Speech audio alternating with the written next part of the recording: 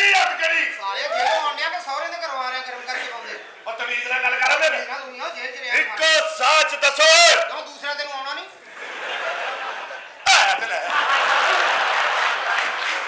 ਓਏ ਕਿੰਨੇ ਰਿਹਾਈ ਕਰਾਈਏ ਕਾਲੂ ਦੀ ਬਿਸਮਿਲ੍ਲਾ ਕਰ 4 ਸਾਲ ਜੇਲ੍ਹ ਚ ਰਿਹਾ ਤੇ ਔਰਤ ਨਹੀਂ ਵੇਖੀ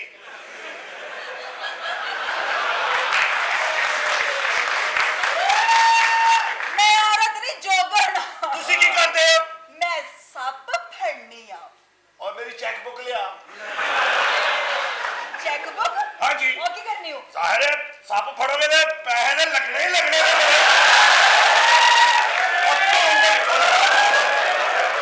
ਬੜਾ ਲਾਲ ਕੁੱਤਾ ਪਾਇਆ ਖੂਨ ਦੀ ਕਮੀ ਤੈਨੂੰ ਨਵੇਂ ਆਉਂਦੇ ਨੇ ਪਿੰਡੂ ਬੜੇ ਘਬਰਾਏ ਵੇਖੇ ਮੈਂ ਲਾਹੌਰ ਚ ਅੱਛਾ ਜੀ ਇੱਕ ਮੈਂ ਪਿੰਡ ਨੂੰ ਪੁੱਛਿਆ ਮੈਂ ਕਿਹਾ ਭਾ ਅਚਾਨਕ ਸੂਰਜ ਆਂਦਾ ਪਤਾ ਨਹੀਂ ਮੈਂ ਤੇ ਆਪ ਪਰਦੇਸੀ ਆ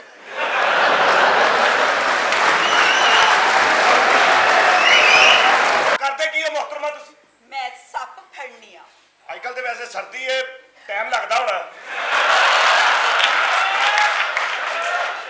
ਸੱਪ ਨੂੰ ਸਰਦੀ ਸੁਰਦੀ ਕੋਈ ਨਹੀਂ ਲੱਗਦੀ ਨਹੀਂ ਫੇਰ ਵੀ ਠੰਡ ਹੀ ਇੰਨੀ ਹੈ ਪਤਾ ਨਹੀਂ ਕਿੱਥੇ ਲੁਕਿਆ ਹੁੰਦਾ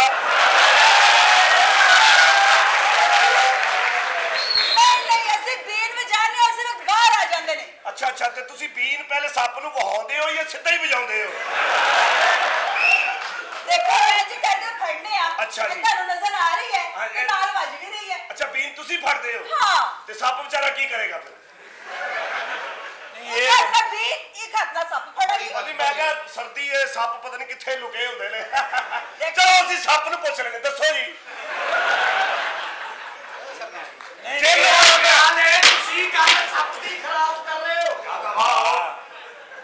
4 ਸਾਲ ਜੇਲ੍ਹ ਚ ਰਿਹਾ ਜੀ ਹੈਲੋ 4 ਸਾਲ ਜੇਲ੍ਹ ਚ ਰਿਹਾ ਪਰ ਕਿਹੜੇ ਕੇਸ ਚ ਗਿਆ ਸੈਂ ਦੱਸ ਉਹਨਾਂ ਨੂੰ ਕਿਹੜੇ ਕੇਸ ਚ ਦੱਸਾਂ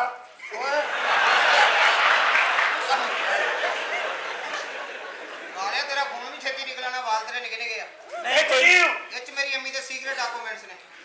ਓਏ ਛੋੜਦੇ ਹੁਣ ਤੇ ਸਾਰੇ ਮੋਬਾਈਲਾਂ ਤੇ ਵੇਖ ਲਿਆ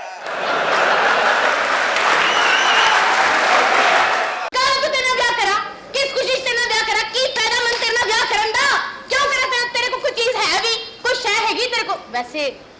तेरे को कोई शय है ਦੱਸੋ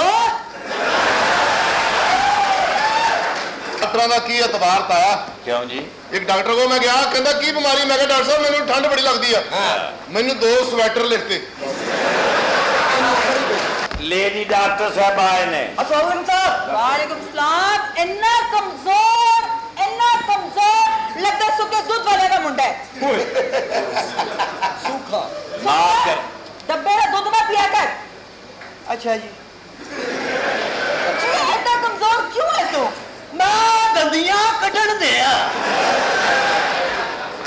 मेरा भतीजा है हाँ जी ਹੁਣ ਜਿਹਦੇ ਕੋਲ ਟਗਾ ਨਹੀਂ ਨਿਕਲਦਾ ਤੇ ਦੰਦੀਆਂ ਕੱਢਣੇ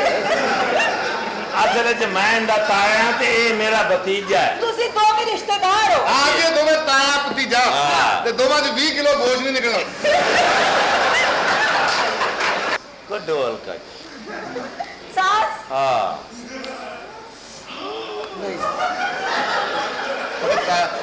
नहीं हल जरा लाइट रखो हल्का एक मिनट आ रहा जरा मैंने पैर जमाउन ਪੈ ਮੁੜ ਜਾ ਤੇਰਾ ਅੱਬਾ ਵੀ ਇਸੇ ਬਿਮਾਰੀ ਨਾਲ ਮਰਿਆ ਸੀ